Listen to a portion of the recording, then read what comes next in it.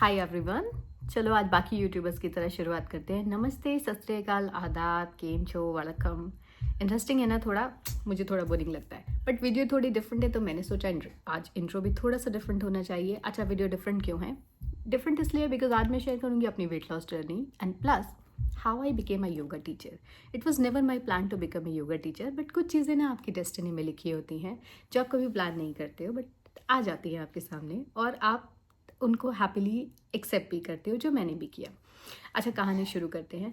कहानी शुरू होती है 1000 साल पहले, जैसे फुकरे में चूचा की हुई थी। हंसी आई, अगर नहीं भी आई तो कोई बात नहीं, आपको हंसाना मेरा पर्पस नहीं है। पर्पस है कि आप बस लाइट हेडेड रहें और वीडियो में अपना इंटरेस्ट लूज ना करें। I just don't want to make it boring.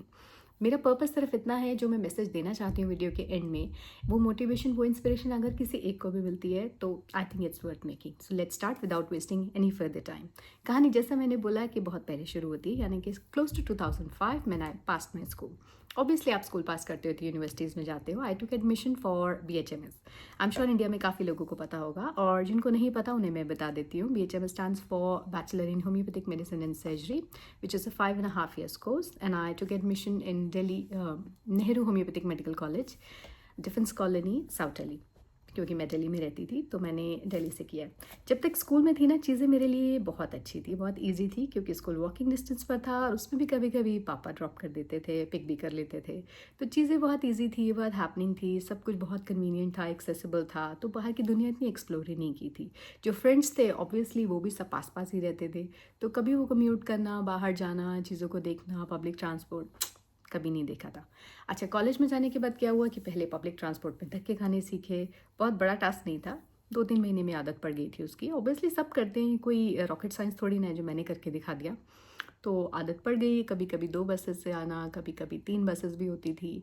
ठीक है, 1 से 1.5 घंटा मुझे एक तरफ से लगता था कम्यूट करने में और मैं घर आती थी 5 से 6 बजे। अच्छा, ये सब मैं क्यों बता रही हूँ? इसलिए बिकॉज जब आपको इन चीज़ों की आदत नहीं होती और सडनली आपको ये सब करना पड़ता है ना, तो आपकी बॉडी एग्जॉस्ट हो जाती है। तो ऑब्वियसली मेरे साथ यही हुआ, बट धीरे धीरे आपकी बॉडी बहुत स्मार्ट होती है, एडजस्ट कर लेती है उस चीज़ को। लेकिन on the other hand body दूसरी चीज़ें डिमांड भी करती है, जैसे कि थोड़ा सा रिलैक्सेशन, जैसे कि एक अच्छी डाइट, जो हम कहीं ना कहीं नेग्लेक्ट कर देते हैं, स्पेशली उस एज में।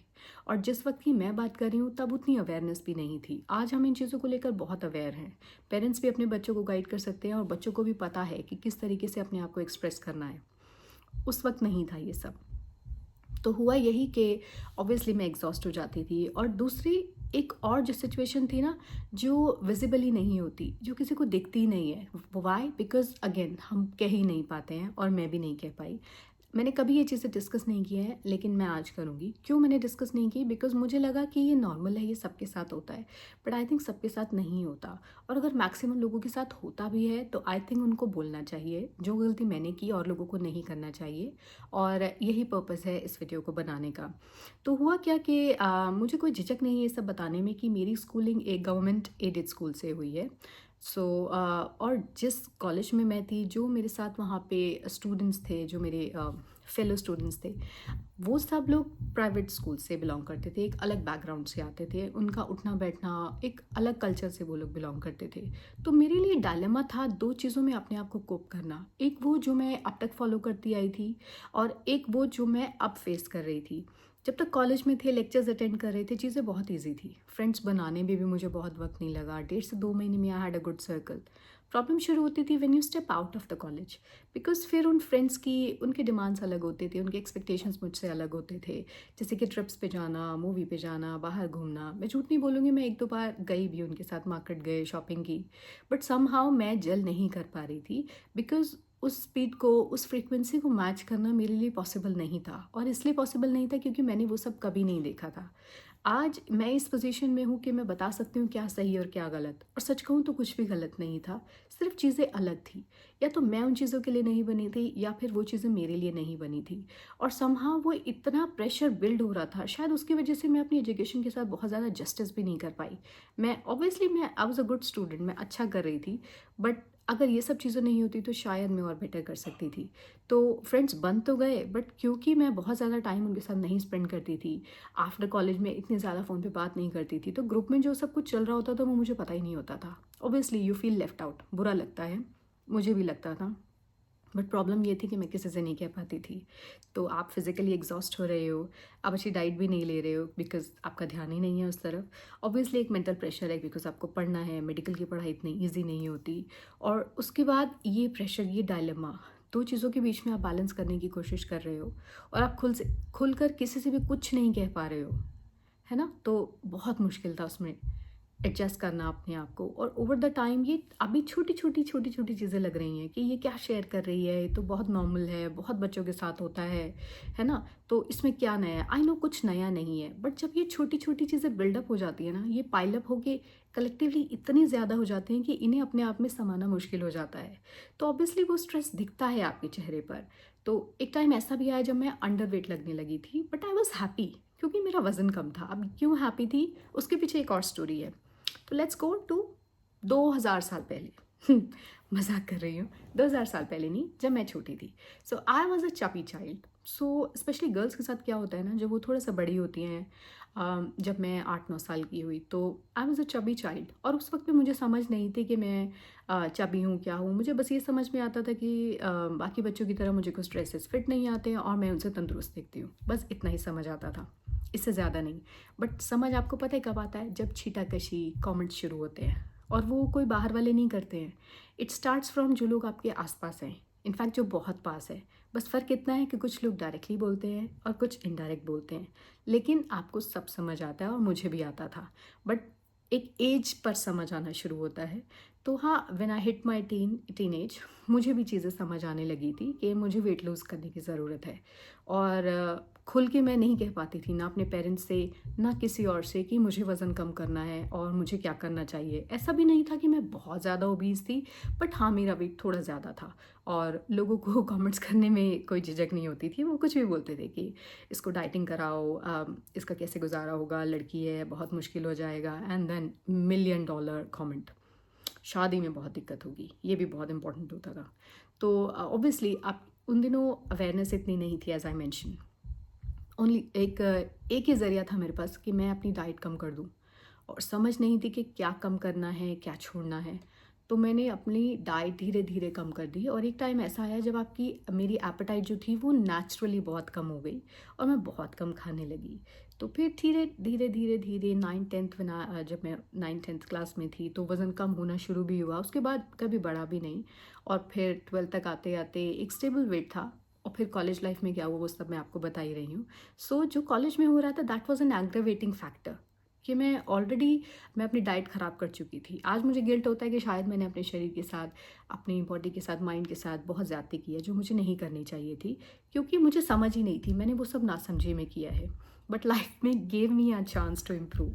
कैसे किया वो भी मैं आपको बताती हूँ। सो वेट लॉस स्टार्ट ऐसे हुआ, विच वॉजेंट अ हेल्दी वे। मैं एक्सेप्ट कर रही हूँ इस चीज़ को कि वो बहुत अनहेल्दी तरीका था और इतना मेंटल स्ट्रेस था, ये सब था। उस बीच में क्या हुआ कि 24-25 साल तक तो I was not in a mood to get married, because 24 में मेरा एजुकेशन कंप्लीट हुआ, देन आई स्टार्टेड प्रैक्टिसिंग।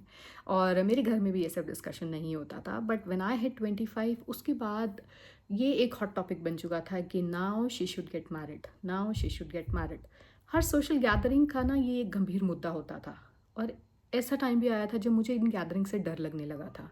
घर में हम इन पर्सन कभी बैठते थे तो मेरे पेरेंट्स का, मेरा, या घर में ऐसे कभी कोई बात नहीं होती थी। बट ये सब डिस्कस तब होता था जब सब इकट्ठे बैठते थे।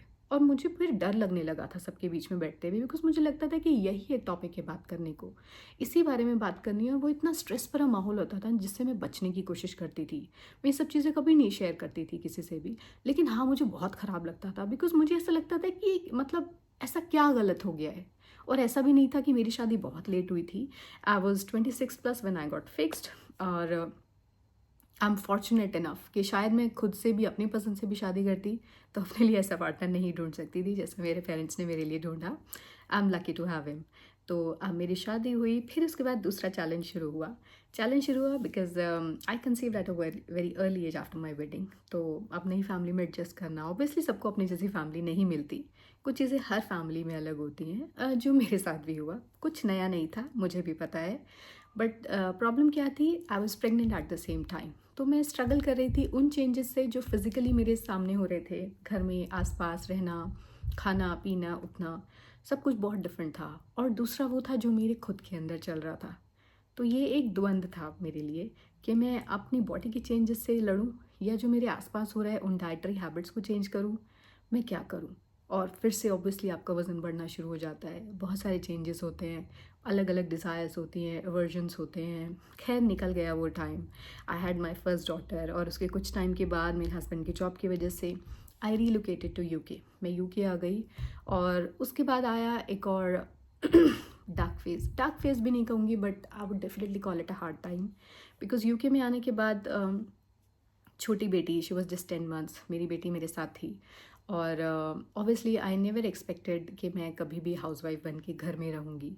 और इनिशियली प्लान था कि हम 2-3 साल में वापस इंडिया आ जाएंगे, बट चीज़ें ओवर द टाइम चेंज हुई, मेरे हस्बैंड के जॉब कमिटमेंट्स चेंज हुए और फिर ये टाइम एक्सटेंड होता गया।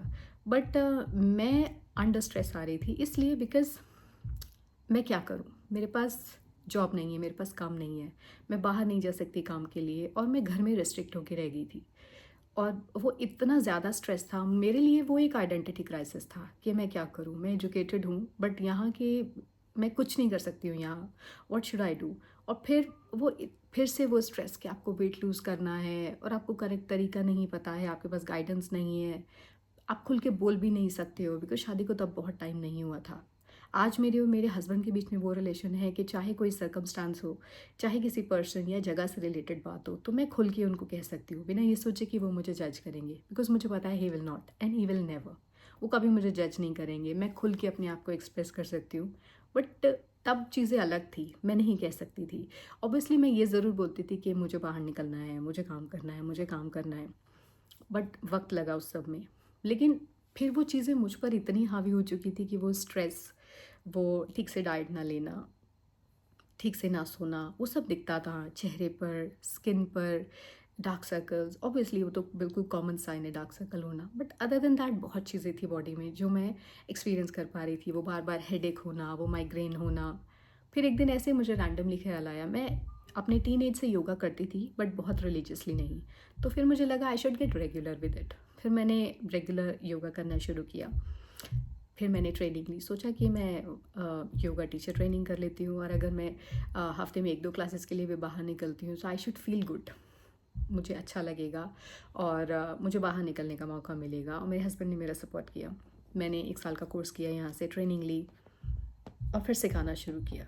तो मैंने योगा को एक्सेप्ट किया था, बट एक टाइम ऐसा आया योगा ने मुझे एक्सेप्ट किया और आज शायद योगा मुझे नहीं छोड़ती है और मैं भी नहीं छोड़ सकती हूँ। योगा, मेडिटेशन, इसको बुक से पढ़ना, ऑनलाइन देखना, ये बहुत छोटी चीज़ें हैं। और अभी मुझे भी लगता है कि मेरा शुरुआती फेज़ में मुझे कुछ नहीं आता, मैं रोज़ कुछ ना कुछ नया सीख रही हूँ और शायद अभी बहुत सरफेस लेवल पर हूँ। बिकॉज़ ये चीज़ें इतनी गहन हैं और इतनी डीप है ना कि इनको पढ़ना या सुन के समझना बहुत मुश्किल है। जब आप करते हो, वो जो एक्सपीरियंस होता है ना, वो आपको कुछ सिखाता है और फिर आप समझने की कोशिश करते हो। सो मैं इस वीडियो के थ्रू सिर्फ़ और सिर्फ इतना कहना चाहती हूँ कि सिर्फ पतले होना या वज़न कम होना ज़रूरी नहीं होता। ज़रूरी होता है वज़न को ठीक से घटाना। ज़रूरी होता है कि वज़न इस तरीके से घटे कि वो बार बार ना बढ़े, या फिर आपको पता हो कि अगर बढ़ रहा है तो कैसे कम करना है। आप करेक्ट ईटिंग हैबिट्स को एक्सेप्ट करें और लाइफ में ऐसे चेंजेस लाएं जो शॉर्ट टर्म ना हो। 2 महीने का क्रैश कोर्स करना, 3 महीने के डाइट प्लान्स लेना, ये कितना सस्टेनेबल है? आप कितने दिन एक चीज़ को नहीं खाओगे? या तो आप परमानेंटली लाइफ से एक चीज़ को डिलीट कर दो कि हमें ये नहीं खाना है। अगर आप में इतनी ज़्यादा इच्छा शक्ति है, आप कर सकते हैं तो कीजिए। लेकिन 2 महीने 3 महीने के कोर्स नहीं। जब आप छोड़ते हैं ना, रीस्टार्ट करते हैं वापस से अपनी नॉर्मल डाइट, तो उसके इफ़ेक्ट ऐसे होते हैं जो आप इमेजिन भी नहीं कर सकते। तो जो भी चेंजेस आप अपनी लाइफ में, अपनी लाइफस्टाइल में या डाइट में लेकर आना चाहते हैं, वो ऐसे हों जो लॉन्ग टर्म हो, सस्टेनेबल हो। पोर्शन साइज़ कंट्रोल कीजिए, खाने का टाइम सही हो और ध्यान रखिए कि जो हम बचपन से खाते आए हैं ना, मैं ये नहीं कहती कि वो गलत है, लेकिन वो ईटिंग हैबिट्स, वो प्रैक्टिसेस तब की हैं जो हमारे एंसेस्टर्स एक डिफरेंट लाइफस्टाइल फॉलो करते थे, एक डिफरेंट एटमॉस्फेयर में रहते थे, जब हवा अलग थी, पानी अलग था, उनका काम करने का तरीका अलग था, उनकी हैबिट्स अलग थी। तो ये तब की ईटिंग हैबिट्स है। आज सब कुछ बदल चुका है। तो जो हम दिन में 2 से 3 बार खाते हैं ना, और कई बार उससे भी ज़्यादा, यानी कि अनाज, गेहूँ, यही आपका सबसे बड़ा दुश्मन है। तो जब तक आप अन्न को कम नहीं करेंगे ना, आप शरीर से हेल्दी नहीं हो सकते। ये बात हमेशा याद रखिएगा। मुझे समझने में टाइम लगा बिकॉज़ मैं गलत तरीके से वज़न घटा रही थी, लेकिन धीरे धीरे इस फील्ड में आके मुझे बहुत कुछ समझ आया है। तो मैं मैसेज देना चाहती हूँ कि वज़न कम करें, अच्छा लाइफ़स्टाइल फ़ॉलो करें, लेकिन सही गाइडेंस के साथ, सही लोगों को फ़ॉलो करें, सही हैबिट्स को फ़ॉलो करें। प्लस उन लोगों से एक रिक्वेस्ट जिनके आसपास ऐसे बच्चे, ऐसे टीनेजर्स या ऐसे लोग हैं जो वेट से या किसी और लाइफ़स्टाइल डिसऑर्डर से स्ट्रगल कर रहे हैं, प्लीज़ वो छीटाकशी, वो कमेंट्स ना करें, चीज़ों को और मुश्किल ना बनाएं बिकॉज़ उनके खुद के अंदर एक युद्ध, एक द्वंद्व चल रहा है। आपको नहीं पता वो किन किन चीज़ों से स्ट्रगल कर रहे हैं। अगर किसी का वेट ज़्यादा है तो वो इंसान इस चीज़ को बहुत बखूबी जानता है और आपको नहीं पता वो किन किन चीज़ों से ऑलरेडी लड़ रहा है अपने अंदर। तो प्लीज़ अपने कमेंट्स को अपने तक रखें और सोचकर देखें जो आप बोल रहे हैं वो किसी को कितना बुरा लग सकता है। मुझे भी चीज़ें बुरी लगती थी जब कोई मुझे कमेंट करता था, लेकिन मैं नहीं बोल पाती थी और मैक्सिमम लोग नहीं बोल पाते। तो प्लीज़ ना करें ऐसा, चीज़ों को मुश्किल ना बनाएं औरों के लिए, इनफैक्ट ईज़ी बनाएं, उनसे बात करने की कोशिश करें, उन्हें सही गाइडेंस दें। सो आई होप आपको ये वीडियो अच्छी लगी हो, और नहीं भी लगी हो तो शायद किसी एक को, किसी दो को हेल्प मिल सके। Thank you so much. ये मेरी जर्नी थी और अब मैं बहुत खुश हूँ। जहाँ भी हूँ, जिस लाइफ़स्टाइल को फॉलो कर रही हूँ, ये सस्टेनेबल है और मुझे ऐसा लगता है आई एम एट पीस। जब मैं अपनी मैट पर बैठकर, योगा मैट पर ब्रीदिंग एक्सरसाइज करती हूँ या एक लंबी सी सांस लेती हूँ, it gives me peace and serenity. मुझे पता है I am on the right path. ज़रूरी नहीं है आप लोगों के लिए भी योगा ही करेक्ट चॉइस हो, सबकी अलग अलग चॉइसेस होती हैं। Maybe you are a gym person, I am not. मैं एक बार जिम गई हूँ 1 महीने के लिए, बट मुझे वो धाएँ धाएँ, वो शोर, वो स्पीड मुझे नहीं समझ आई। I am not that kind of person. तो आपके लिए चीज़ें अलग हो सकती हैं। मेरे लिए ये सही तरीका था, आपके लिए कुछ और हो सकता है। अगर आप में से कुछ लोग ऐसे हैं जो मेरी तरीके से स्ट्रगल कर रहे हैं या जिसने ऐसा कुछ फेस किया है, तो मेरे साथ अपनी स्टोरी शेयर करना। और अगर वीडियो कहीं से भी हेल्पफुल लगी है तो प्लीज़ मुझे बताना। आज के लिए इतना ही, मिलूंगी बहुत जल्दी नेक्स्ट वीडियो में। Till then bye bye, take care, नमस्ते।